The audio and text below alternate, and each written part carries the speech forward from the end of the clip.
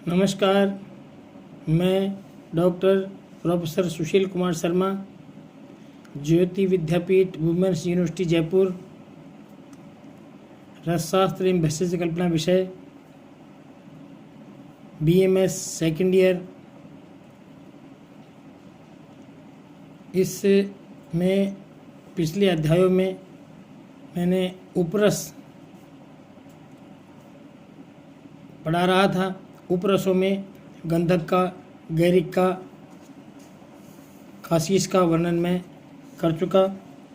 अब काशीस के बाद मैं कांक्षी मतलब फिटकरी का वर्णन करने जा रहा हूँ, जो कि फिटकरी आयुर्वेद जगत में औषधि के रूप में अत्यधिक रूप से काम ली जाती है। ये आम लोग भी इसको काम में लेते हैं। आम घर घर काम आने वाला औषध है, गांव काम आने वाली औषध है, और सभी लोग इसको अत्यधिक रूप से उपयोग करते हैं। उसके बारे में आपको बताने जा रहा हूँ। फिटकरी, इसको संस्कृत में स्फटिका बोलते हैं, हिंदी में फिटकरी बोलते हैं, अंग्रेजी में पोटास एलम बोलते हैं।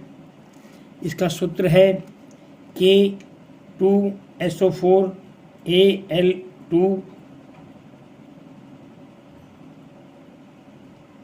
पर्याय इसका है कांक्षी। संस्कृत में कांक्षी बोलते हैं, कांक्षी। श्लोक में कांक्षी आता है, कांक्षी वर्ण है। कांक्षी, फटिका, सौराष्ट्री में होती है, इसमें सौराष्ट्री बोलते हैं। तुवरी, रंगदा, ये रंगने के काम में आती है, इसे रंगदाई बोलते हैं। स्फटिका, दृढ़रंगा रंग को दृढ़ करती है, मतलब किसी चीज़ को रंगने में अगर मान लो रंग फीका हो जाए तो उसको दृढ़ करती है, इसलिए दृढ़रंगा बोलते हैं। शुभ्रा बिल्कुल बहुत ही सफ़ेद होती है, सफ़ेद रंग की होती है शुभ्रा, इसलिए शुभ्रा बोलते हैं। स्फुटिका और स्फुटिका दोनों इसके पर्याय हैं, इस तरह के इसके पर्याय हैं। आगे इसमें इतिहास, भारतीयों में फिटकरी का जो विषय ज्ञान है अति प्राचीन काल से था। भारतीय चिकित्सा ग्रंथों में, चरक संहिता में फिटकरी को अत्यधिक रूप से औषधि के रूप में प्रयोग में लाया जाता है। इसकी उपस्थिति के बारे में बताया गया है कि इसकी उपस्थिति भारत में पहले से ये कृत्रिम रूप में निर्मित होती थी। पहले सौराष्ट्र देश में की मिट्टी को सत्वपातित कर यह प्राप्त की जाती थी, किंतु अब रासायनिक विधि से अत्यधिक मात्रा में बनाई जाती है। जिस स्थान की मिट्टी में एल्यूमिनियम और गंधक किसी विशेष मात्रा में विद्यमान रहते हैं, वहाँ की भूमि के ऊपरी भाग या ऊपरी भाग का एक विशेष प्रकार की मिट्टी होती है। उसे साफ करके आंशिक रूप से फिटकरी मिलती है, उसमें फिटकरी को प्राप्त करते हैं, वो इस प्रकार मिलती है। अब फिटकरी का निर्माण विधि, मतलब कैसे कृत्रिम फिटकरी का निर्माण विधि क्या है। आजकल बाजार में मिलने वाली फिटकरी रासायनिक है। साधारण फिटकरी पोटास एलम है। यदि पोटास एलम और एल्यूमिनियम सल्फेट को सम मात्रा में लेकर घोलें और विलियम से मणि प्राप्त की जाए तो अष्टफलकीय मणि मिलेंगी। अन्य फिटकरियों के समान इसमें पानी के 24 अणु होते हैं, 24 अणु होते हैं। एल्यूनाइट या स्फटिक पत्थर से फिटकरी तैयार की जाती है।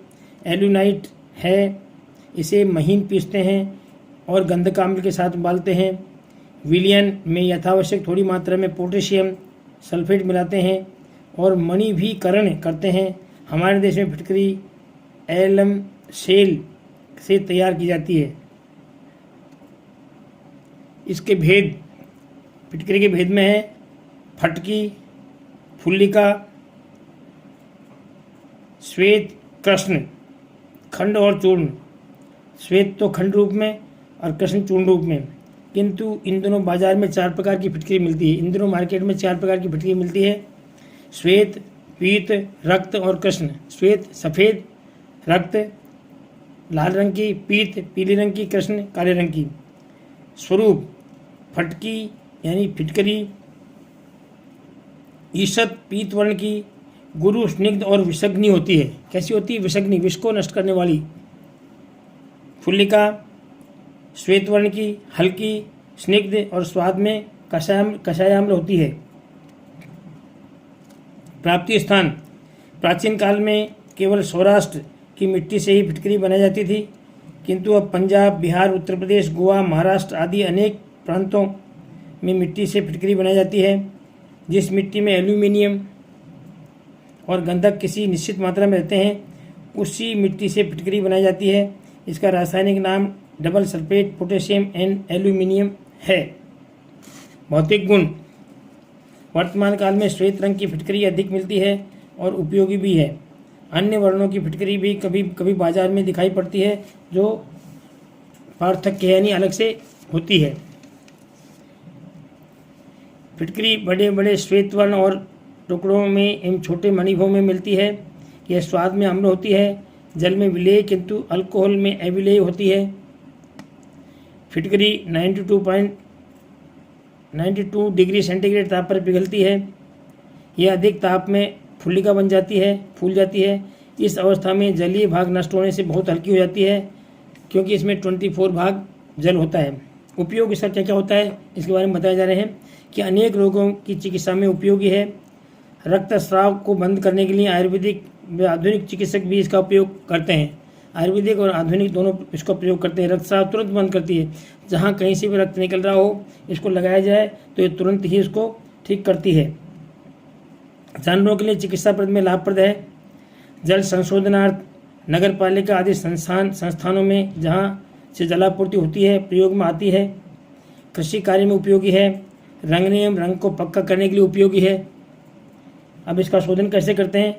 फिटकरी शोधन: शोधनार्थ उपकरण एवं साधन: खरल 1, लोहे की छोटी कढ़ाई 1, चूल्हा 1, पलटा 1, चाकू 1, लकड़ी का कोयला 5 किलो।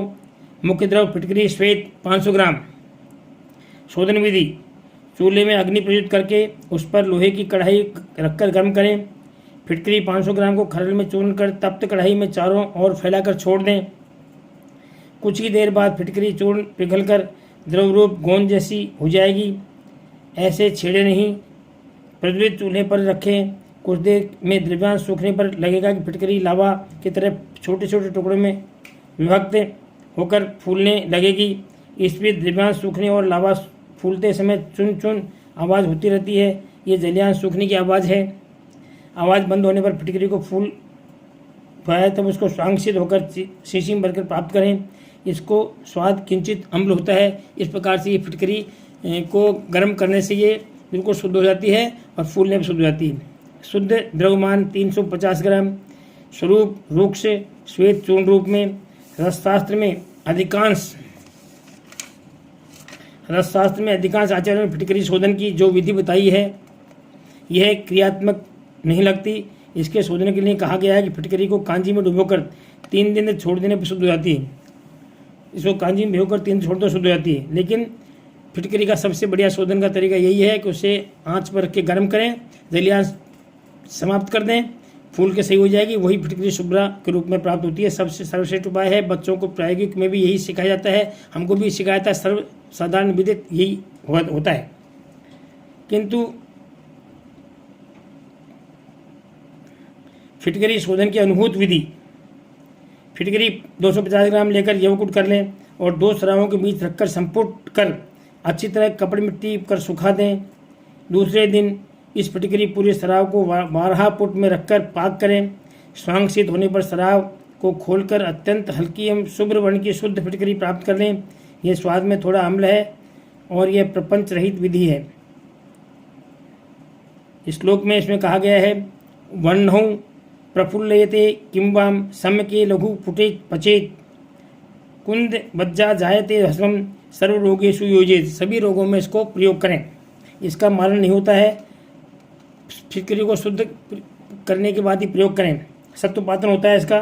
सत्वपातन के लिए विधि बताइए। क्षार वर्ग, यवक्षार, टंकण क्षार, सदिक क्षार और अम्ल वर्ग, आम्लवेतस, जमीरी नींबू, बीजपूरक, चांगेरी, अम्लीक, दाडिम, कोल, तिंतड़ीक और नारंग आदि के द्रव्यों को शुद्ध फिटकरी को मर्दन कर सुखा लें और मूसा में रखकर अंगार कोष्ठी में तीव्र धमन करें और फिटकरी का सत्व निकालता है। उसका सत्व शुभ्र वर्ण का होता है। यह संभवतः एल्यूमिनियम होता है। विधि: शुद्ध फिटकरी में गोपित्त की 100 बार भावना देकर यदि धमन किया जाए तो सत्व निकलता है। जो निश्चित रूप से पारद का क्रमण करता है। फिटकरी के गुण: यह स्वाद में कषाय अम्ल, यह कंठ के रोगों में नाश करने वाली है, केश्य है, विषग्न है, मृणग्न है, शुद्ध कुष्ठनाशक है और त्रिदोष शामक भी है।